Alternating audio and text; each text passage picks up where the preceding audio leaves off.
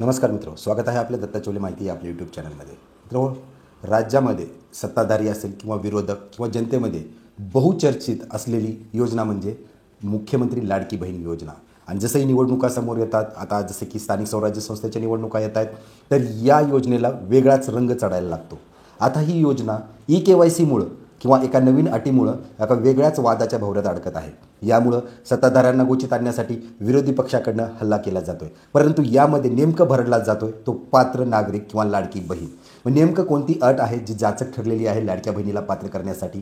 KYCचा गोंधळ जो मागील 1 महिन्यापासून चाललेला आहे, अद्यापही सरकारला त्या गोंधळामध्ये किंवा त्या गोंधळाला सॉल्व्ह करण्यासाठी, त्याचं उत्तर शोधण्यासाठी यश का येत नाही आहे, या सगळ्या गोष्टीची सविस्तर चर्चा आपण या व्हिडिओच्या माध्यमातून करणार आहोत. त्यापूर्वी चॅनलवरती प्रथम असाल तर माझी तुम्हाला विनंती आहे, चॅनलला सबस्क्राईब करून ठेवा, जेणेकरून सरकारी योजनेबद्दल सगळ्याच माहिती तुम्हाला एकत्र उपलब्ध होतील. चला तर मग माहितीला सुरुवात करूया.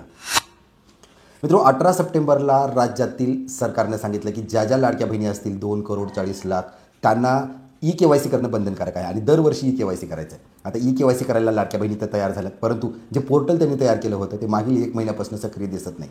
कोणीतरी रात्री 2 वाजता OTP घेते, कोणी 3 वाजता, कोणी पहाटे 4 वाजता. मग अशा प्रकारे जवळपास 8 ते 10% लाडक्या बहिणींनी KYC केली. आता याची दक्षता काय ती महिला व बालविकास मंत्री आदित्य तटकरेंनी घेतली आणि आश्वासित करूनही 15 दिवस झालेले आहेत की KYCचं जे काही सक्रिय नाही आहे पोर्टल किंवा OTPचा अडचण आहे त्याचं मार्ग काढण्यात येईल, परंतु अद्याप तो मार्ग काढला जात नाही आहे.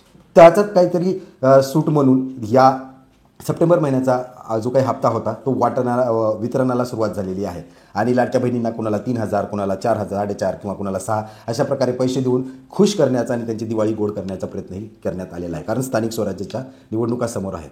परंतु आता या थोड्या काळानंतर किंवा 2 महिन्यानंतर ज्यावेळेस त्यांना दुसरा हप्ता म्हणजे त्यांचा 16वा हप्ता देण्याची वेळ येईल ऑक्टोबर महिन्याचा, त्यावेळेस मात्र KYC बंधनकारक आहे. आता KYC मधली जाचक आट कुठली आहे तर सर्व माता भगिनींना हा प्रश्न पडलेला आहे. ज्यांचे कुणाचे पती किंवा वडील हयात नसतील, पती हयात नाही आहेत आणि वडीलही हयात नाही आहेत, तर त्यांनी कुणाचा आधार कार्ड जोडायचा, हा प्रश्न वारंवार मागच्या 1 महिन्यापासून सरकारला विचारला असता त्यांच्याकडेही उत्तर नाही आहे.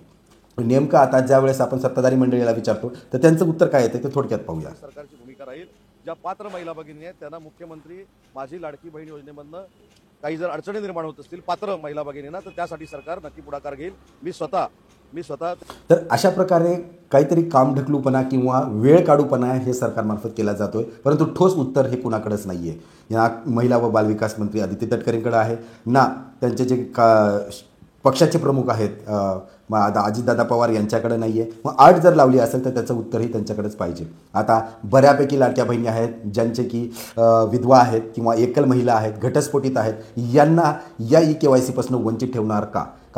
कारण आपण पाहतो की राज्यामध्ये जवळपास 10 ते 20 लाख महिला ह्या असतील ज्यांना की या कॅटेगरीमुळं, या अडचणीमुळं KYC करण्यामध्ये अडचण येत आहे. ज्याही वेळेस KYC सुरू होईल त्यावेळेस या लाडक्या बहिणींनी काय करायचं याचं उत्तर अद्यापही देण्यात आलेलं नाही आहे. मग यातच विरोधकाकडनं असं सांगण्यात आलेलं आहे की पहिलं 26 लाख लाडक्या बहिणी अपात्र केल्या, आता ह्या पती पत्नीच्या निकषामुळं 50-60 लाख बहिणी अपात्र करण्यात येतील आणि अशा प्रकारे 1 कोटीच्या आसपास महिला अपात्र करण्यात येतील आणि जवळजवळ जो काही भार आहे त्यांचा लाडक्या बहिणीचा कमी करण्यात येईल आणि थोड्या दिवसानंतर ती योजनाच बंद करण्यात येईल. त्यासाठी कोर्टात त्यांच्यामार्फतच माणूस पाठवून याचिका दाखल करून याच्यावरती स्थगिती आणली जाईल. असं वेगवेगळ्या प्रकारे ही योजना बंद पडू शकते असं विरोधकाची दाट शक्यता आहे. मग तो असो, सत्ताधारी मंडळी ठामपणे सांगतात की योजना कधीही चालू राहणार आहे आणि हे जे काही अडचणी आहेत त्या लवकरात लवकर त्याचा तोडगा निघेल आणि लाडक्या बहिणींना, ज्या कुणी पात्र लाडक्या बहिणी आहेत त्यांना त्यांचे हप्ते सुरू राहतील. आशा करतो ही माहिती तुमच्यासाठी अत्यंत उपयुक्त ठरणार आहे.